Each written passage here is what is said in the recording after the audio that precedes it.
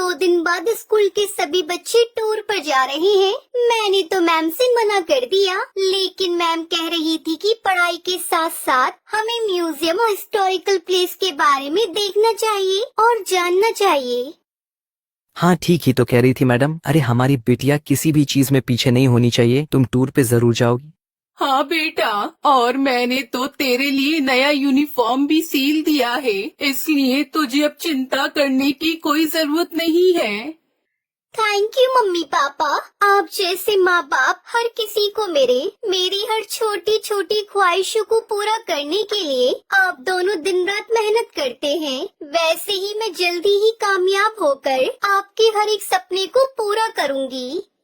Tuntuni middle class family से थी। उसके पापा कुली थे और उनको दूसरों का बोझ उठाने का जो भी काम मिलता वो करते और उससे पैसे मिलते थे, वो उसी से अपना घर चलाते थे। वो लोग वही स्टेशन के पास किराए का घर लेकर रहते थे। ऐसे ही हंसी खुशी टुनटुनी का परिवार चल रहा था। टुनटुनी के पिता टुन्नू चुड़ा बहुत ही विनम्र और दयालु स्वभाव के पक्षी थे। वो हमेशा दूसरों की मदद किया करते थे।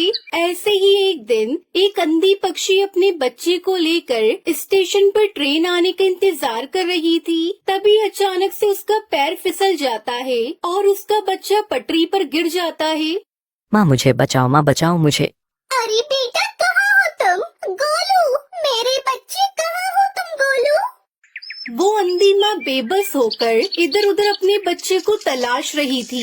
गोलू ट्रेन की पटरी पर रो रहा था और तभी उधर से तेज रफ्तार से हॉर्न देते हुए ट्रेन आ रही थी। तभी टुन्नू चुड़ा की नजर उस रोती हुई माँ और बच्चे पर जाती है। वो तुरंत ही सामान वहीं रखकर तेज रफ्तार से दौड़ते हुए पटरी पर जाता है और बच्चे को उठाकर स्टेशन पर रख देता है। तभी ट्रेन आ जाती है और टुन्नू चुड़ा अपने साहस भरे जज्बे के साथ उस बच्चे को तो बचा लेता है, लेकिन वो खुद को नहीं बचा पाता और उसकी वहीं मौत हो जाती है। ये खबर जब उसके घर वालों को पता चलती है तो उनके ऊपर मानो जैसे दुखों का पहाड़ टूट पड़ता है। वो लोग फूट फूट कर रोने लगते हैं। माँ पापा हमें छोड़कर कहाँ चले गए? माँ हमारा क्या होगा? माँ कौन मेरी हर इच्छा को पूरी करेगा? अब मुझे कौन पढ़ा लिखा कर अफसर बनाएगा? वहीं टुनटुनी की माँ टूनी की भी तबीयत खराब हो जाती है। अब घर की सारी जिम्मेदारी टुनटुनी चिड़िया पर आ जाती है। ऐसे ही 1 महीना बीत जाता है। माँ मैंने दाल और रोटी बनाई है, चलो माँ थोड़ा सा खाना खा लो। तुम खा लो बेटी, मुझे भूख नहीं है। माँ अगर आप नहीं खाओगी तो फिर मैं भी नहीं खाऊंगी। थोड़ा सा खा लो ना माँ। आपको इस तरह देखकर पापा को भी अच्छा नहीं लग रहा होगा। प्लीज माँ खा लो। उसके बाद टूनी चिड़िया थोड़ा खाना खाती है। इसी तरह समय बीत रहा था। इस बीच टुनटुनी का 10वीं का रिजल्ट आता है और वो अपने पूरे स्कूल में टॉप करती है। माँ आप तो खुश हो ना? काश आज पापा होते तो वो कितना खुश होते। पर देखना माँ, मैं जल्दी ही आगे की पढ़ाई पूरी करके अपने पापा का नाम रोशन करूँगी। टुनटुनी ये सब कह रही थी कि तभी वहाँ पर उसका मकान मालिक कड़कनाथ सेठ आ जाता है। देख टुनटुनी, अब तुम दोनों अपने रहने के लिए कोई दूसरा ठिकाना ढूंढ लो, क्योंकि यह घर मैंने किसी और को किराए पर दे दिया है। मालिक, घर देने से पहले एक बार आप हमसे पूछ तो लेते। यह मेरा घर है और इस घर में किसे रखना है यह मुझे तुमसे पूछने की जरूरत नहीं है। तुम्हारा पति एक अच्छा पक्षी था, इसलिए मैं अभी तक चुप था, लेकिन अब और नहीं। अब तुम दोनों माँ बेटी ये घर खाली कर दो। उसके बाद दोनों माँ बेटी रोते हुए घर से निकल जाती है। माँ अब हम कहाँ जाएंगे माँ? जहाँ भी किस्मत ले जाए बेटी। चल बेटी मेरे साथ चल।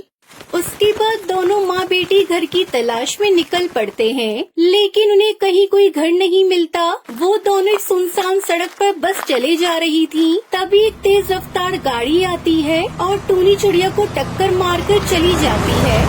माँ ये आपको क्या हुआ माँ? अरे कोई है तो मेरी मदद करो। अरे कोई है। सुनसान सड़क पर उसकी मदद करने वाला कोई नहीं था। तभी उसे वहाँ एक बस दिखाई देती है और टुनटुनी चिड़िया जैसे तैसे करके अपनी माँ को बस में बिठाकर उसे चलाते हुए हॉस्पिटल ले जाती है। देखिए चिड़िया, तुम्हारी माँ के सिर से काफी खून बह गया है, हमें ऑपरेशन करना होगा। तुम जल्दी से 1 लाख रुपए जमा करवा दो। डॉक्टर साहब, आप ऑपरेशन की तैयारी करिए, मैं अभी पैसे लेकर आती हूँ। टुनटुनी उसी बस में बैठकर रो रही थी।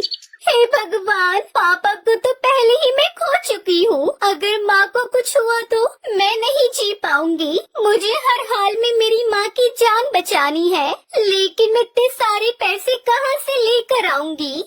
तभी उस बस में से आवाज आती है, परेशान मत हो टुनटुनी चिड़िया, मैं परी लोक से आई हुई हूँ। मैं जादुई बस हूँ और तुम्हारे परिवार वालों की अच्छाई को देखते हुए ही रानी परी ने मुझे तुम्हारी मदद के लिए भेजा है। आज से तुम्हें घबराने की कोई जरूरत नहीं है। ये लो, ये पूरे 1 लाख रुपए हैं।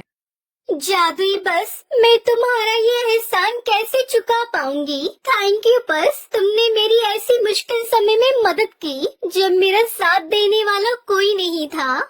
उसके बाद टुनटुनी वो पैसे लेकर अपनी माँ का इलाज करवाती है। कुछ दिनों में उसकी माँ ठीक हो जाती है। फिर जादुई बस टुनटुनी चिड़िया से कहती है, अब तुम दोनों माँ बेटी जल्दी से मेरी बस में जाकर बैठ जाओ, मैं तुम्हें एक चमत्कार दिखाती हूँ। उसके बाद वो बस खुद ब खुद एक बस घर के रूप में बदल जाती है। टुनटुनी, आज से ये घर तुम्हारा है। तुम अब यहाँ अपनी माँ के साथ आराम से इस बस घर में रह सकती हो। और हाँ, तुम्हें इस घर में किसी भी तरह की कोई कमी नहीं होगी। वो सब तो ठीक है जादुई बस, लेकिन ये बस घर तो शहर से काफी दूर है। फिर मैं अपने स्कूल कैसे जाऊंगी? बस इतनी सी बात, मैं हूँ ना, मैं भला किस दिन काम आऊंगी।